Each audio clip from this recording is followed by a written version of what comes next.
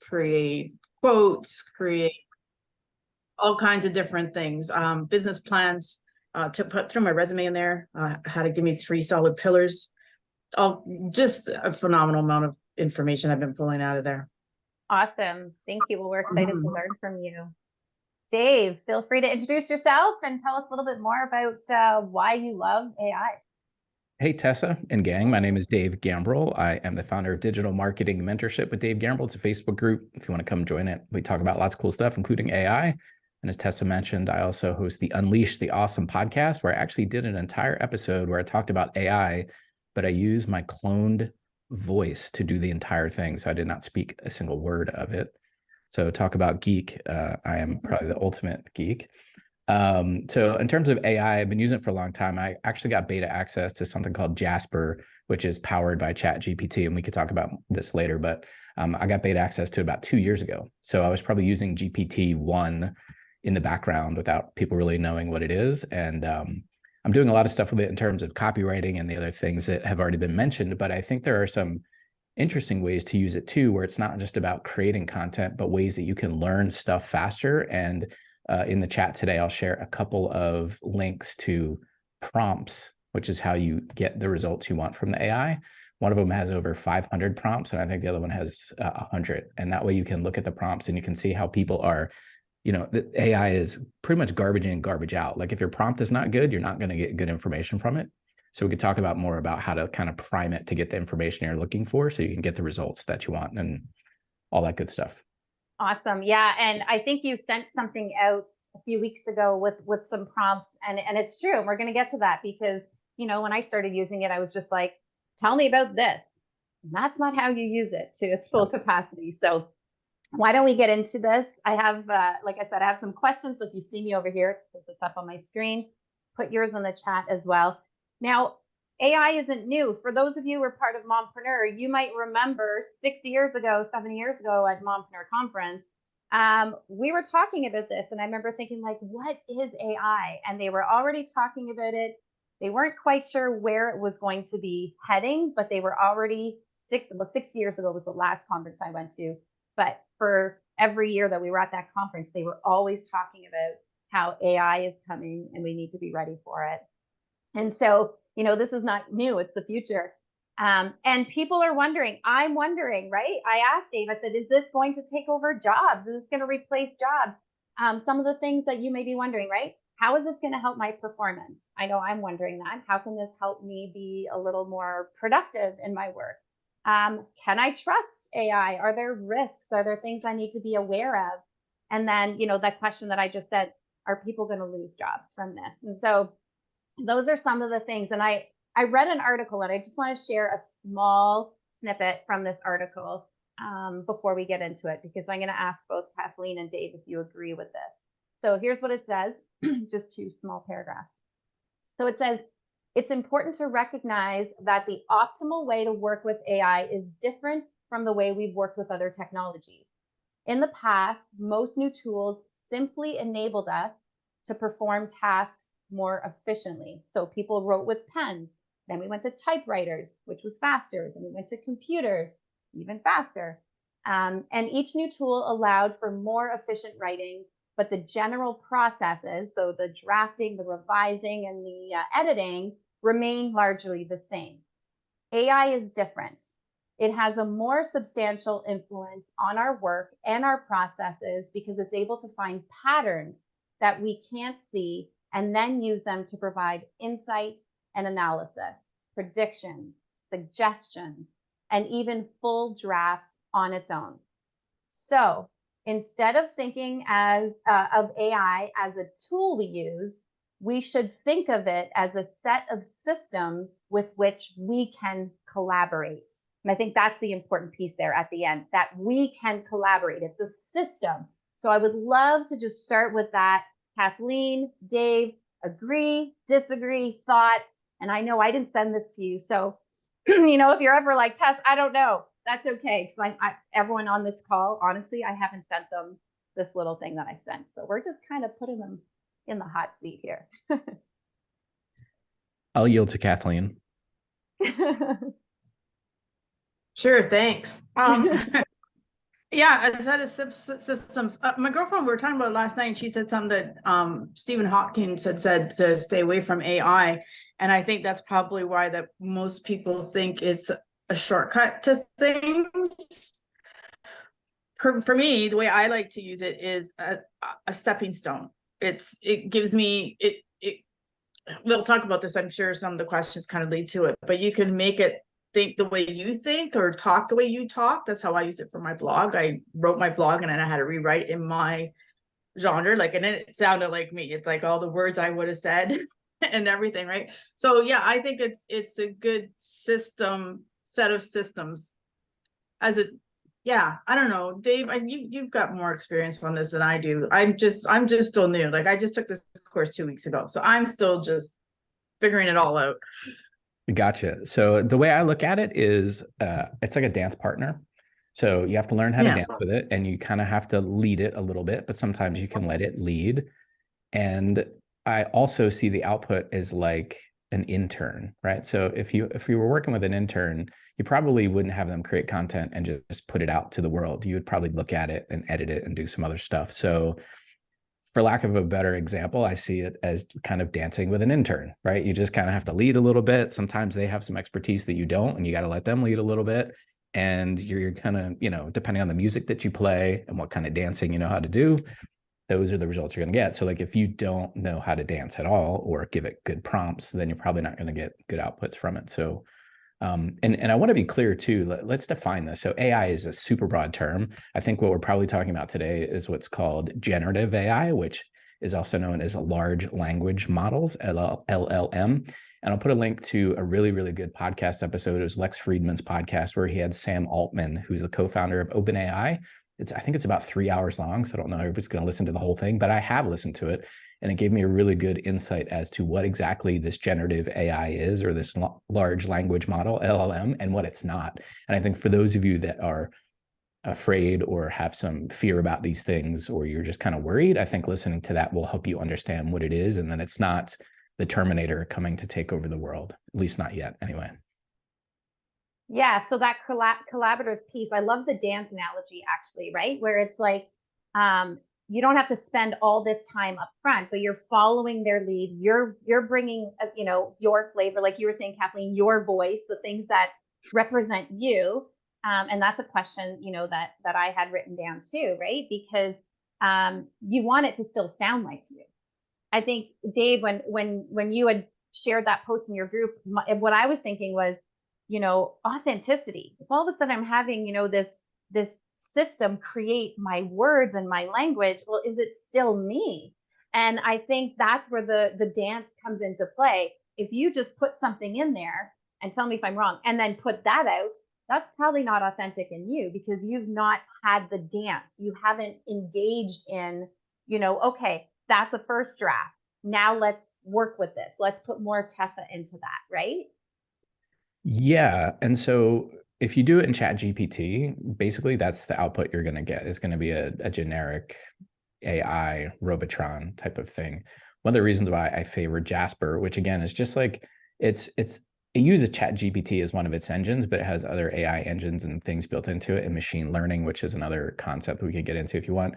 But what Jasper can do is it has this thing called brand voice. And so you upload some of your own content, a blog post, a transcript from your podcast or whatever. And so then when you have brand voice turned on and you ask it to give you some outputs, it will match that against your brand voice. And you could put other things in there like campaigns, or if you have things that you frequently talk about, like in my case, building your email list, you can kind of have all those in there. So when it gives you an answer, not only is it pulling from the large language model, but it's also double checking against your brand voice. And it's going, okay, here's the information, but let's put it in this voice. And I have shared some posts in my group and through emails and some other things where I didn't tell people that I did not write a single word of it. And then I came back later and said, hey, what'd you guys think of that? And like, oh, that was amazing. That was great, blah, blah, blah. And I'm like, I didn't write a single word of that. That all came from Jasper, but it was the boundaries and the guardrails and the dancing was all me kind of setting it up. And then once I did that, it was pretty amazing. And there's other things now that will kind of train it in your voice or the way you like to write things.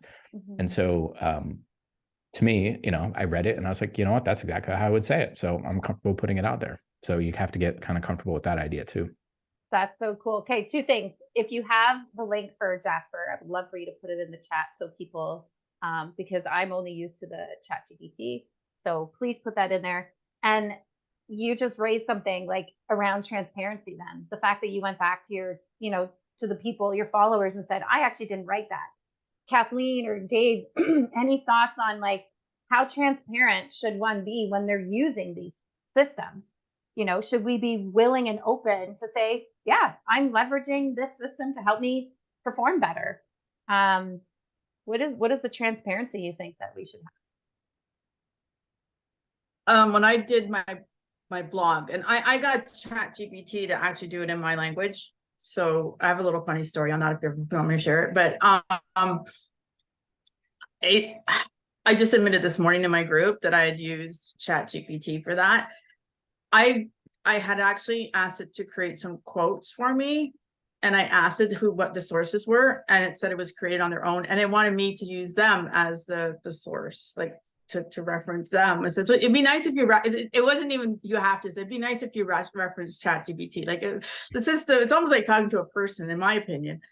Well, yeah.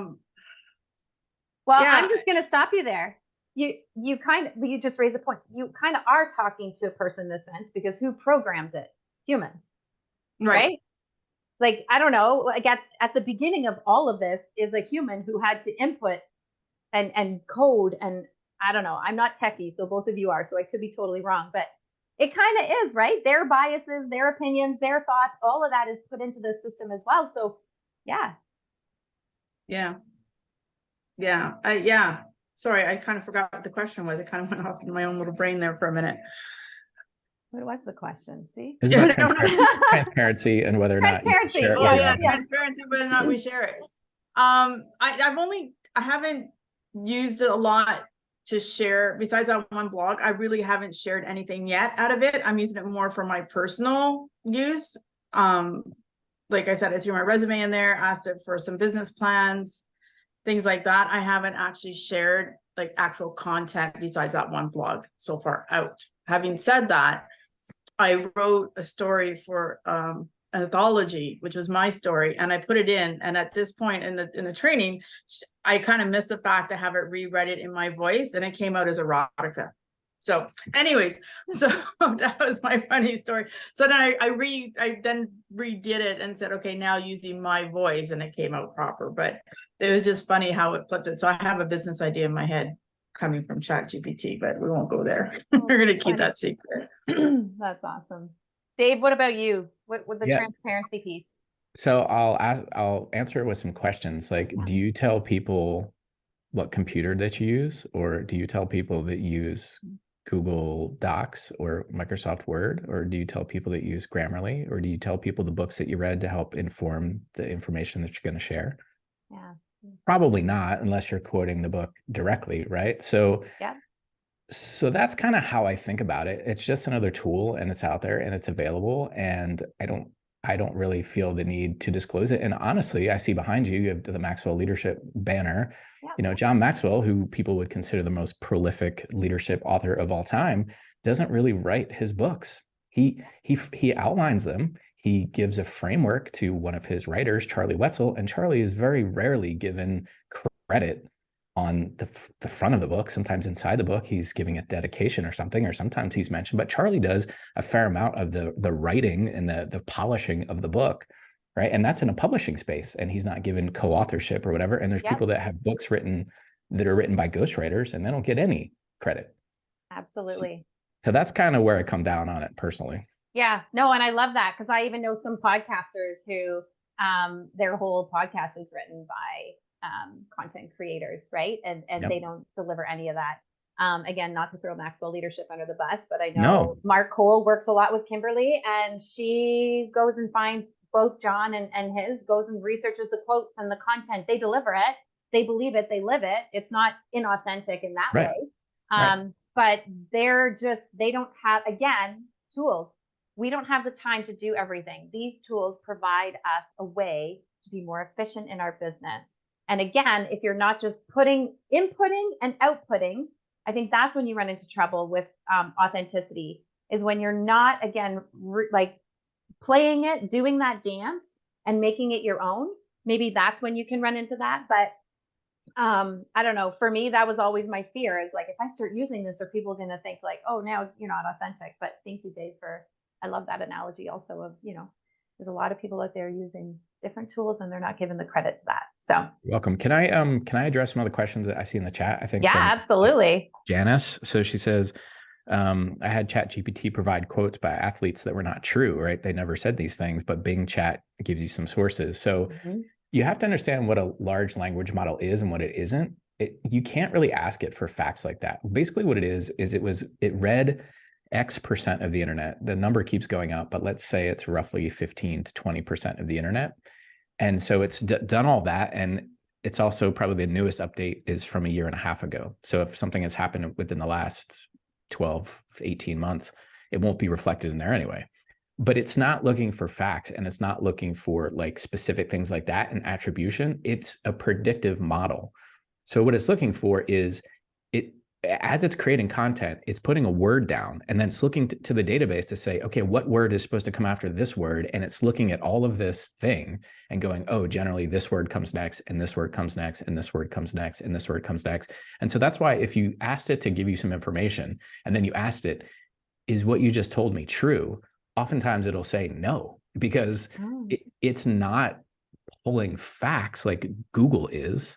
Well, we can debate whether that's pulling facts either, but it's not pulling data. It's not pulling hard things like that. It's pulling a predictive thing. So if you put in 1 + 1 =, it's going to look back, and because it probably has a good idea that 2 is the answer, is going to put 2. But if you put something else in there, some other thing, this plus this, and you're looking for an answer, and it doesn't really have it in a large language model, it's going to look at other examples of it and then just try to guess at what the best answer would be. And oftentimes that answer is not accurate.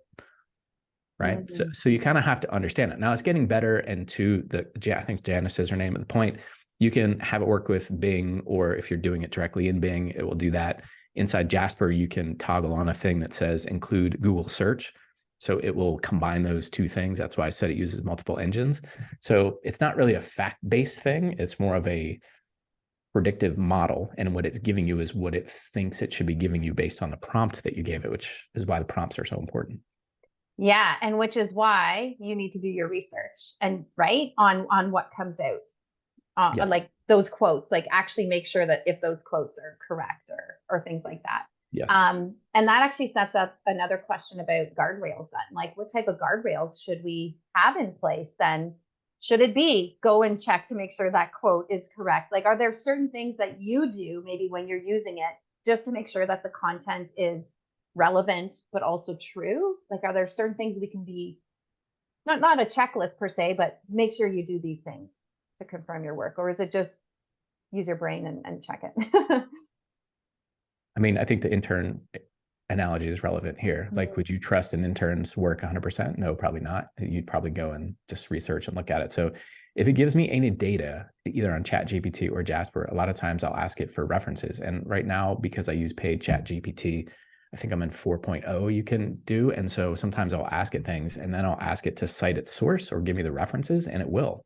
So instead of just saying, oh, say ChatGPT said it, like if it pulled some data, like I did a really high scientific thing the other day about muscle protein synthesis. And I said, by the way, this is this is the reverse of what we've been talking about, but this is really a good idea of a prompt that you can use to get good information. So I asked it, I said, I want to learn about the benefits and side effects of consuming, in this case, I did collagen peptides. Identify and share the most important 20% of learnings from this topic that will help me understand 80% of it, right? So this was not about creating new content. This was about me learning something. But I already knew something about this. So I was like testing it. So I wanted to see like what it gave me. And it gave me 5 bullet points. And then I said, please provide references. Notice I said, please. And then it did. And it gave me a reference, a scientific journal for each one of the bullet points that it gave me. And I went and looked at those journal articles, and I got even more information. Wow. So this is kind of like the reverse of how most people are using it. They're using it to put stuff out there. But I wanted to learn something new, and I wanted to try to get kind of the 80-20 of it. And then I thought, okay, how much of this is accurate? And so I asked for references, and then I went and double checked the references. I was like, wow, that was pretty good. So it's getting better and better and better with each iteration. That's very cool. Okay, there's another question. Julie asked earlier. She says, it seems that every advance in tech has enabled people to do more work and more hours in a day. So probably given them more hours in a day. What role do you think AI will play in this trend? I think we've alluded to a lot of this, right? Where it's just creating, just that example right there. How would you even research and find some of those links, even in a learning like a learning capacity, that quickly? Right? I don't know if either of you have any extra thoughts on that, but I'll yield to Kathleen on that. I look at it like a library. So, okay, I'm old school. I'm old-ish. And so back in the day, remember we had to go through the big wooden things and pull out the cards and then figure out what book it was in and go. So I kind of look at it that way. I look at it as a more powerful, for me personally, more powerful than Google in that it's faster and simpler and doesn't give me a lot of crap in between. So I'm not going through 20 books to find the one thing I'm looking for. So like when you Google something, you get all the crap at the top that's been paid for, right? So to me, this is just a little, okay, it's quicker. As to with Dave, with the accuracy, I'm just using regular Chat GPT. I'm not paying for anything. And I haven't used it to the point that I'm putting out content that I need to make sure it's proper. Does that make sense? I haven't gotten there yet. So, but that's how I look at it. I look at it as a library on steroids. Love it. Dave, I don't know if you have anything to add.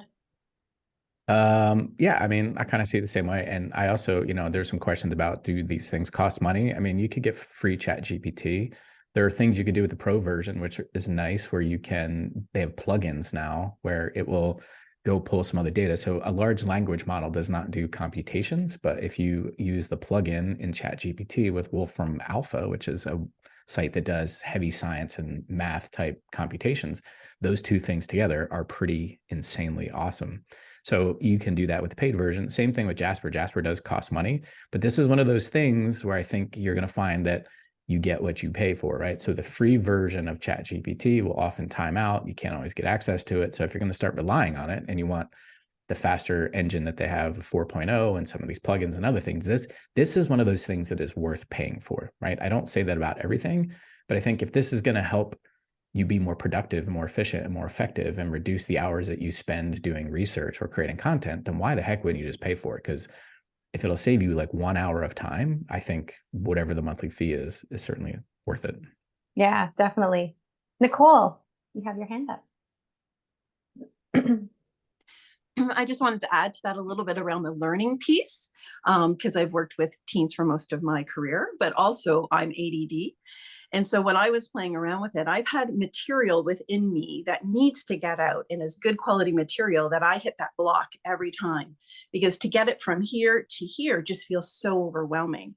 And I was amazed in like minutes how it could create a whole template for me, sounded like my voice. And now I know where to start and just to plug my stuff in. And so for me, it was like, it unlocked a door so that I could now get that material going quickly and efficiently and not feel overwhelmed. And I've been stuck at that door like years.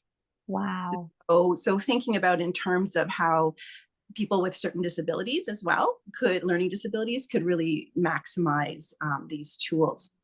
Oh, I love that, Nicole. That's so great. Thank you. And I don't know if Dave, Kathleen, if you have anything to add to that, but like now you have me thinking in school, how could this, it's funny because about 6 months ago, I went on a class trip with my son. He's in grade 10, and his teacher was like, we now have to be concerned about ChatGPT. That's the first time I heard about it, actually. She says, there's this new thing and students are going to use it to create their papers and things like that. And I'm thinking, like, our schools are so old school, right? I totally get it. We need to still be curious. Our kids need to learn. I, at heart, am a teacher. I value the process of learning. But hey, if there's tools that can help make their lives easier as well, like I'm curious to see how is this going to help our students? Because you can go and check anything, right? Like if a kid takes something off of Google, they just run it through this thing and they know that they have plagiarized. Well, is it going to be the same with ChatGPT and Jasper and all that? Like, are they going to be able to go, wait a minute, this wasn't yours? It's a great question. I had a conversation with my brother-in-law this weekend, who is a 12th grade teacher, English teacher, and has been for like 15 years. And he said, I'm surprised he had this perspective. He said, look, this is going to be one of those things like the calculator or the computer or whatever. They used to say, you can't use a calculator on the math test because you're not going to have a calculator everywhere. Well, now we do, right? And then they're like, oh, you can't use a computer because you're not always going to have a computer. Well, now we do. And now it's like Chat GPT, you're not going to have that. Well, actually, you can have it on your phone right now if you want. So you have it everywhere. I think, again, you're going to do kids a disservice if you're not teaching them how to use it. Me personally, this is my use case. Your mileage may vary, but I gave my son, who's a senior in high school, access to Jasper a year ago. And I said to him, use this to help with your research. Use this to maybe help you write some papers, not in English, maybe in science or some other things. Use this as an assistant, but I would not use the output as it is, right? I would rewrite it. But if it helps get you some ideas, like Nicole said, if this helps jumpstart, you not having to stare at a blank page, then do it. And he never told any of his teachers they had access to it. None of his teachers have ever questioned it. He's a very good straight A student, does very well. He's already got some college credits in high school, tested very well on all the AP exams and stuff. And it has just helped him in the process. And to me, I felt like it would be a disadvantage if I wasn't giving him access to it. So I feel like he will be a leg up when he gets to the next level, the college level, where he can still use some of this stuff. And to your point, no, it's not really possible to detect the writing if you do it right. And if you have it right in your voice and you maybe use something like Grammarly to clean it up. But my brother-in-law did say some kid turned in a paper that said something to the effect of like, when me and my gentleman friends go to the university, which is not something an 11th or 12th grade person says, especially in the United States. We tend to call colleges, not university, and they certainly don't have gentleman friends, right? So they certainly didn't scrub the document or edit it appropriately. But yeah, I think this is, again, one of those things where like, if you're going to be worried and fearful about it and you're not going to use it or you're not going to let people around you use it, I think you are going to put yourself at a competitive disadvantage because others around you and your competitors are certainly leveraging it. Yeah, totally.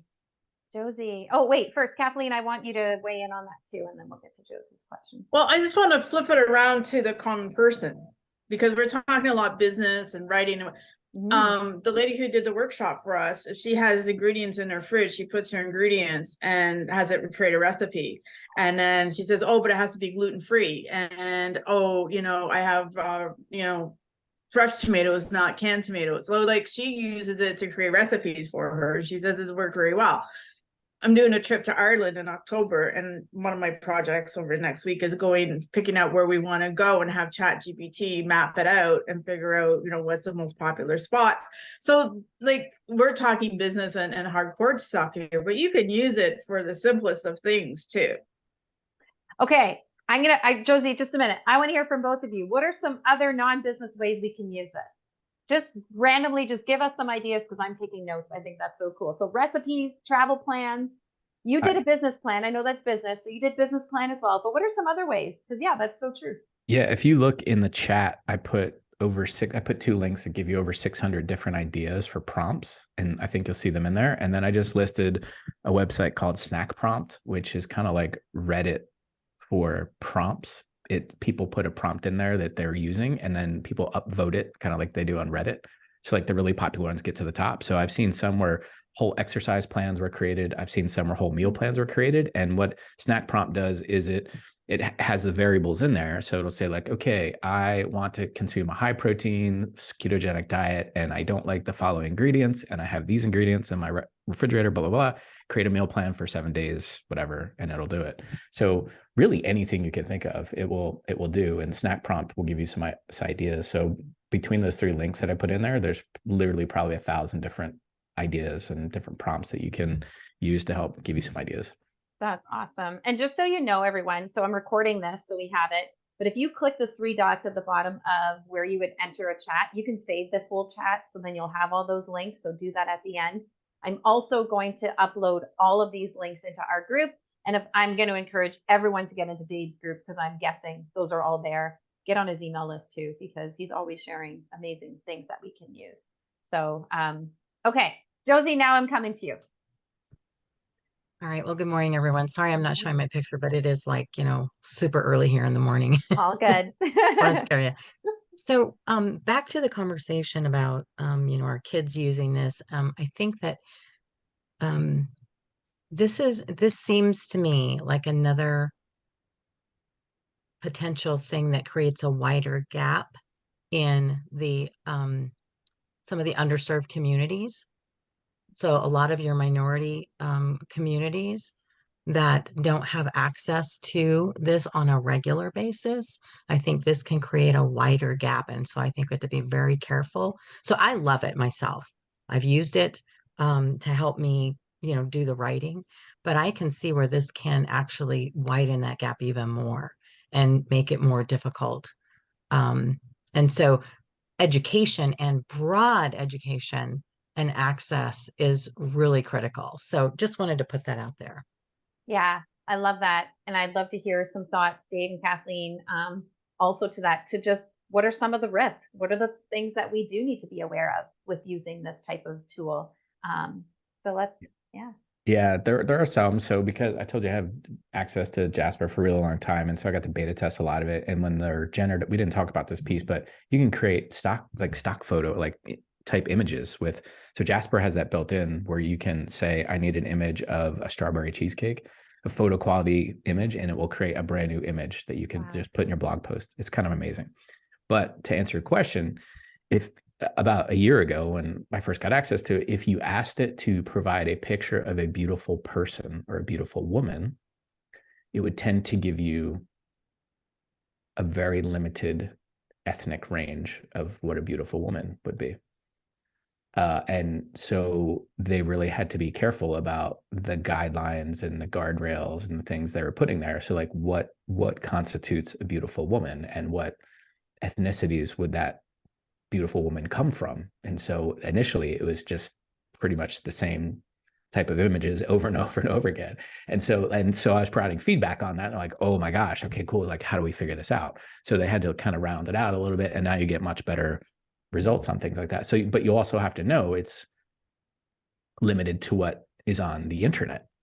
And so if there's people in parts of the world that don't have access to the internet, or there's certain topics or things that don't get put on the wide internet or whatever, then it's probably not going to be reflected in a large language model because it doesn't have anything to learn from. Yeah. So those are some of the risk. It's like, there's some homogeneous setup of the data set. However, the data sets are learning. So a lot of these things, they have the ability for you to upvote or downvote the answer that you're getting. And Jasper gives you the ability to do that with the art and the other stuff you're getting. So if you really like it and you upvote it, then it's like, okay, this is a good thing. If you downvote it, then they try to figure out what's wrong with it. And you can even flag it in some cases. So I was flagging a lot of stuff early on to be like, whoa, you might want to double check this because this is probably not the output that you want to be getting, 90% of the time. So there is that kind of stuff you need to pay attention to. Yeah. Kathleen, I don't know if you have anything to add. Or are you good? No, not really. I don't know. I want to be very politically correct here. Yes, I was dancing myself. Well, I look at it as a growth model for any person who, like, if it's not something that's for you, it's not for you. It's just like a cell phone. Like, my mom doesn't have a cell phone. My mom's never gonna have a cell phone. She's 86 years old. Now she's talking about getting an iPad, and we gotta get the internet. She actually has the internet because Rogers gave her a deal. But so I think that's like when you talk about the cultural differences and the spread's going to happen no matter what. This is just another tool that those that are interested and have that drive to use it will use it. Yeah, that's kind of the way I look at it. Yeah, and I think to Josie's point too, those who maybe they can't afford internet, they don't have the luxury of computers. We obviously have people who financially may not be in these positions. And again, maybe this is a push for, the education or different community centers you can have access to internet, right? Maybe they can go there and use it. So it's just, how do we create these tools just like anything else, so that everyone has the potential to use it, right? Depending where they can go. But yeah, that's always a tough one, Josie. That's a great question. I'm going to go to the chat. There was another question that Sandy asked earlier about how broad is Jasper? Can it give me a checklist for project management or a list of accounts to set up for accounting? And she Yes. also said, okay, so the answer is yes. And does Jasper have a cost to use? You already said yes to that as well. Sandy, I don't know if you had any other questions or wanted to follow up or engage with Dave and Kathleen on your question. I think what I was just noticing on initially looking at on the web, it was more it's an editing tool, it's this or that, but I suppose that's just, it presents itself in different ways depending on what you're looking for. Is that right? Yeah, I think both ChatGPT and Jasper. So Jasper is optimized from the sales and marketing perspective. So if you think of ChatGPT as kind of being one of the main engines that it uses, Right. Jasper is like the body of the car and the wheels. And so it's like high performance wheels and a high performance body and a high performance steering wheel that's set up directly for sales and marketing conversions. And so it has a lot of templates and stuff that are built in for that purpose. However, that doesn't mean you can't use it for general things. So if I asked it to give me a gluten-free diet plan over X amount of days, because of the engines that it's using, which again, ChatGPT is only one of them, you will get that output as well. Oh, so are there other ones that are specific in, or is it too early at this point? Oh no, there's hundreds. Like Either. there's probably thousands actually, and I Yeah. can't even keep up with it.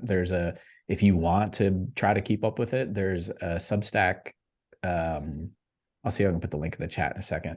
A Substack newsletter called The Rundown, where every day I get an email from this dude who compiles all this stuff. And at the bottom of the email, there's like 12 to 20 new things every day, like new AI things. I'm like, holy cow. That would be overwhelming. So, and for like my audience, I'm kind of like the tip of the spear person who like stays on that stuff. And then I bring the relevant things back to my audience. But Yeah, that's very cool. Seriously, everyone, we need to follow Dave because he's just amazing with that stuff. So I'm going to actually ask Kathy's question, and then I have a comment actually. So she said, and this might not be a question, but more of a statement, she can use this to help with her business policies and her manuals. Yes, but here's the thing, and Dave, I heard this, and Kathleen, you might know. So when we use Chat GTP and maybe Jasper's the same, what goes in there stays there. What goes in there stays there. So your IP, your personal information, all that stuff, you want to also be careful with not putting in things that are proprietary to your business. Is that correct, Dave? I heard that on another call that someone did about AI, and they said, and I wrote this down, so I was like, that's interesting. They just said, what goes there stays there. So be careful with what you do. Yeah, so this stuff's moving so fast. So the answer to that question today is no. Definitely in Jasper, no. Okay. So it does not take your stuff and put it in there. It even says it on their main page, like we're not using your inputs to train the model.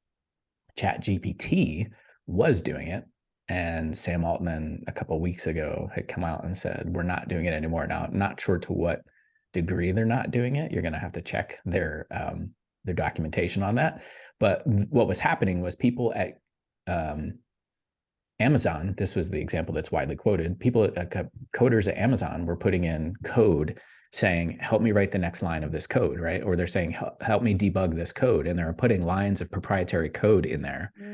And then people later that weren't part of Amazon were asking questions about some kind of code, and they were getting proprietary Amazon code as the answer.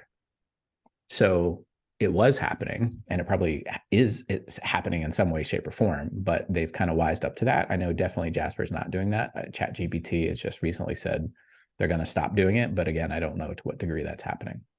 So then should we still just be mindful that it is AI? There are people on the other side of it. You may still want to be mindful of what you put on there. Like, is that still something, you create some really amazing brand new thing in this world? I don't know. Do you want to be sticking it on there to refine it? Yeah. I mean, if it's really, you know how I feel personally about abundance mindset and scarcity mindset. So I think if you have some proprietary information that you really want to trademark or patent or something, no, I probably wouldn't put it in there. But until you got those things squared away, the patents and the trademarks. But again, I think it's getting smarter, and they're getting smarter about how they're protecting that kind of stuff. But even I, who seems pretty progressive with this, would be a little cautious in that area. Cool. Okay, Julie had a question too with the stock photos. Are they considered royalty free for business use? Okay. Yeah, I think the license is Creative Commons.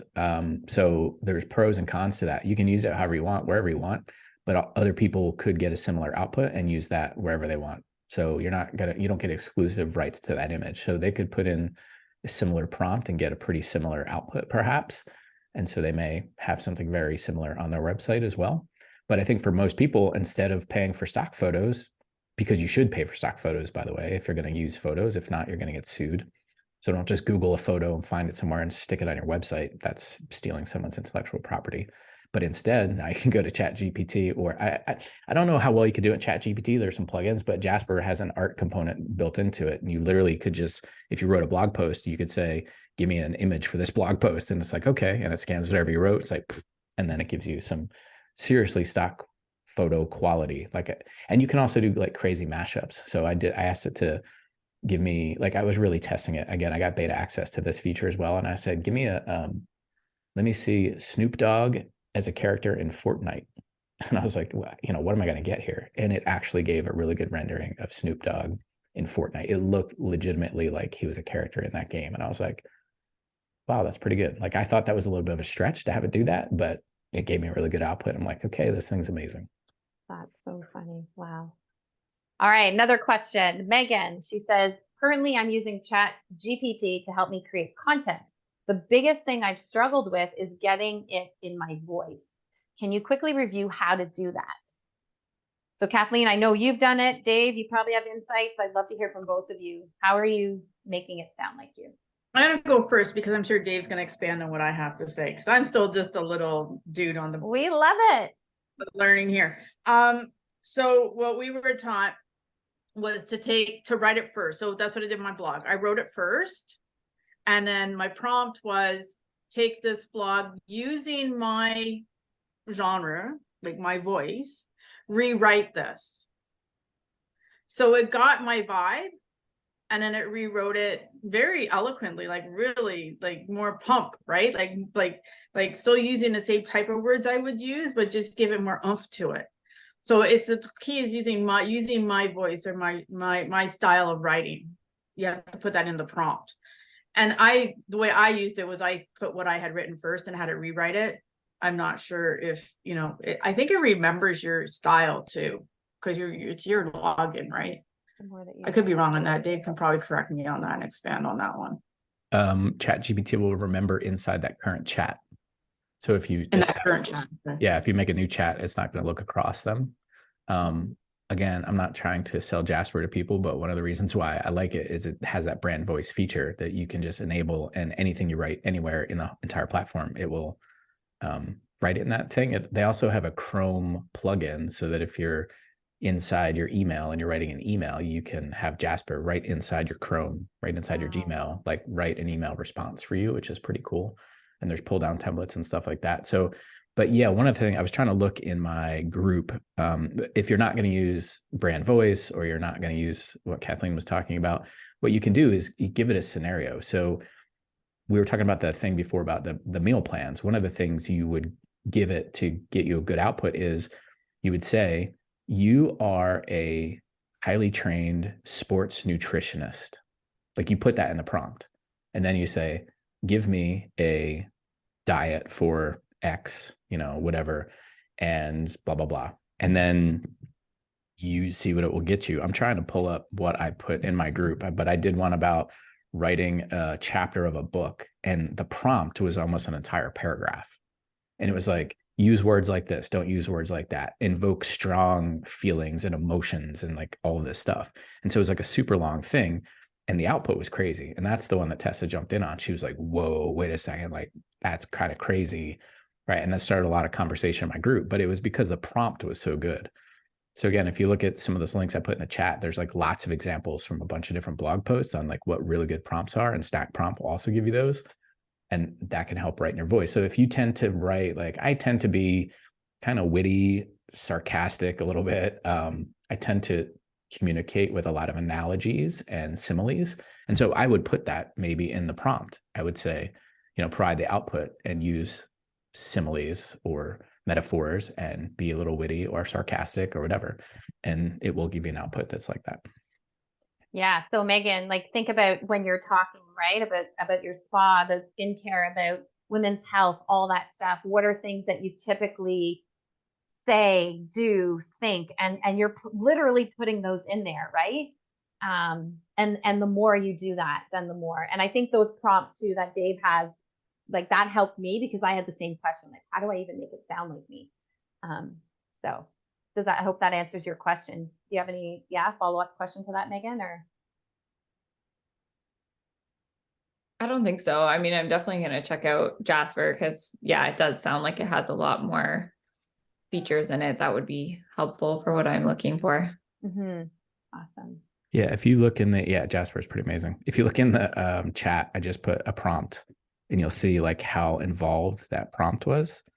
And so if you tend to write certain ways or whatever, but that was the one that then literally wrote like a whole chapter of a book about the creation of the iPhone. And it was like this eloquent, like hero's journey story about Steve Jobs and the iPhone. And people in my group that I wow them with stuff on a pretty regular basis, but I put this thing out there and people were like, what? Like, that's insane. I'm like, well, that's where this thing is. If you learn how to dance with it, it's a pretty good dance partner. So cool. Kathleen. Yeah. So you're talking about the dance partner thing. So I'm doing a talk next week and I needed a bio on my bio. Bios for me are really, really hard to do. So I took, I'm a sexual wellness educator, pure romance consultant, published author, like I put a bunch of little stuff in there, right? And it came out with the most amazing bio. And the thing I liked about it is it went to the pure romance site and pulled out words that specifically related to pure romance. So women's sexual health, like really professional. Does that make sense? Like like the bio is amazing. I didn't even change it. I just copied and pasted and sent to the hostess. I'm like, Diane, use this and she's like, holy crap. I go, yeah, this is Chat GPT. And I like that it pulled the mission statement and stuff from pure romance and some of the other things I want to kind of make it real. Like it made it really like, oh, wow, I sound really good. But it's better than the way I could have made it sound. You know what I'm thinking? I'm like, I would love for everyone to put their bio in our group and then go into chat and put it in there and enhance it. And let's see what it does. That'd be really cool to just see, what you have now to what it would output for you. Okay, I know we're running near the end of time. So there's another question Sandy had. How would you differentiate now between using Google for search versus AI? I wouldn't use AI for search. Those two things are independent. Again, inside Jasper, you can toggle it on and have Google be part of it. If you go into Bing and whatever they're using, if you use Google's Bard AI, which is another AI engine, large language model engine, it incorporates some of it, but those are like two entirely different things. So I don't go to AI and say, where's the nearest restaurant with shrimp tacos or something. It's not going to give me that kind of output. Now, if I want a recipe for shrimp tacos, it'll give me that, but it's not going to give you the first thing I asked for. Awesome. Kathy says, I don't even save passcodes on my computer. I'm afraid to use this. How can I be assured it's safe? This is not for her. This is not for you. Okay, Kathy. If you're scared, it's not for you. Are there prompts for images to have it give you output that looks like your existing brand photography? Can you put images in your brand voice as well? That's a great question. Yep. Oh, I think you put them in there already. You responded. Yeah. So there's a thing called runway.ml that'll help you do that. You can also, Jasper will ask you for a single image and it will kind of train off of that image and you can give it feedback. There's also a website. I'll put the link in the chat if I can find it. It's called cray.ai, but basically it's like it's a bunch of images in there that were created by AI and you search, like, I'll use the example before about beautiful woman. So if you put that in there, it'll give you all these things and then you can see what the images are and you can see the prompts that were used to create that image. And then what I do is I use those prompts and I put them in there and then it gives me kind of similar outputs. And then I just play with some of the prompt to get a different output than what I was, for specifically what I was looking for. But if you want to try to train it on specific images, I would look at runway.ml for something like that. There's other stuff out there, but that's just one that I'm familiar with. I'm going to be honest, Kathy, I was kind of like you about being afraid to use it and all these things. But And even I think I asked Dave, is this, and at the beginning I put this in there, is this going to take jobs away? And after hearing this conversation today, I think there's some people who will, I think, like anything, when we have new technology, we're always afraid that it's going to take jobs away, right? Horse and buggy went to car. We thought, okay, well, like there's always going to be that. And I think, based on the two conversations, I've been in two groups, this one today and one before, it's probably going to create more jobs in a way. Yes, maybe some will be no longer here, but even learning the prompts and how to input and all this stuff, like you might hire someone to do this for you if you don't feel comfortable, right? Like you may think, well, that's a lot of work. I don't know how to do the prompts. I don't know. So people who maybe before were content creators, they're adding this to their business model, where now you can go to them and it's even quicker. And maybe it means it's less expensive because, it's quicker for them. I don't know. But just quickly, what are your thoughts on this potentially putting people out of work? It will. Yeah. I think it's like, if you're a human being that's not accustomed to reinventing yourself and having a growth mindset and adding value to the marketplace, this is a threat to you. If you're just somebody who does a very simple task and you're not trying to, like, it's going to take away a lot of the simple tasks, right? It's going to take away a lot of things that interns would do. But if you're somebody that is like super creative and you're coming up with new ideas and you're adding a lot of value, don't worry about it. This is going to be another thing, another tool in your toolbox, and it's going to only help you. Okay, love it. Any final thoughts or questions? Here's your chance. It is now 9:30. Lots of great questions. Does anyone have a question that they wanted to ask coming in here today? No? Kathy? I have a quick comment or a quick Yeah. question. Dave, are there forums where they're talking about the uses of AI? I mean, I'd love to be able to sit in on just kind of listening to what the conversation is around this. I'm actually going to talk with my university professor, because I think this is a really interesting conversation to have. And so I'm really interested in what's being discussed out there about it. Yeah, I would listen to that podcast episode or the YouTube thing that I put in for Of Sam Altman. Yeah, Lex Friedman, Sam Altman. I would definitely listen to that. And then Lex asked some really good questions around some other forums and things. But yeah, these conversations that we had, keep in mind that there are people on both extremes that are screaming very for sure. loud. So it's hard to find the middle. But yeah. And if you get in touch with me, there's another podcast I heard with Kevin Kelly where he gave some pretty good insights. And he's the one that gave me the intern kind of analogy. But yeah, there's some thoughtful conversations going on out there. And yeah, that's a good question. And I think the more you kind of get around that information, the smarter you get about how to use this stuff and not use this stuff, frankly. Yeah. Okay. Thank you. Yep. Awesome. All right. Thank you, everyone, for being here. All your questions. There's lots of great thank yous going out to both Kathleen and Dave. So Dave, please, share. If you don't have the info, everyone, I will share his group with you all within our group. And I'll get all these links and put them in there. But he just really is a wealth of knowledge when it comes to all the new tech that's coming out there. And his podcast, honestly, he has interviewed some of the most amazing people that we follow, listen to, like really high profile leaders. And his conversations are always really, really great. So definitely go check out his Unleash Your Awesome podcast. It's really fun. So thank you both for being here. I appreciate your time. And for everyone else who joined us, thank you. I know it's an early morning for some of you as well. So I appreciate it. Thanks for having me. It was fun. Of course. Thank you for saying yes. And Kathleen, thank you so much for sharing your thoughts on this as well as someone new using it, right? So great. All right, everyone, have a great rest of your week, and we'll see you all soon. All right. Thank you. Bye, everyone.